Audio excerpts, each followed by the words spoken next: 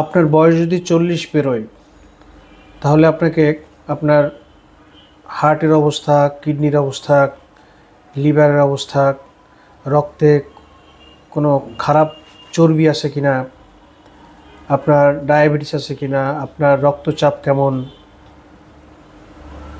এসব অবশ্যই জানতে হবে। এবং এর জন্যে আপনি একজন চিকিৎসকের পরামর্শ নিয়ে আপনি দু একটা পরীক্ষা করলেই, যেমন ধরেন একটা ইসিজি, একটা বুকের এক্সরে, দু একটা রক্ত পরীক্ষা, একটা আলট্রাসোনোগ্রাম, একটা ইউরিন পরীক্ষা, এই কয়েকটা সামান্য পরীক্ষা করলেই আপনি আপনার দেহের যে গুরুত্বপূর্ণ অঙ্গ প্রত্যঙ্গগুলি কী অবস্থায় আছে এটা আপনি জানতে পারবেন। এবং এটা আপনার জানা অবশ্যই উচিত আপনার বয়স যদি 40 পেরোয়।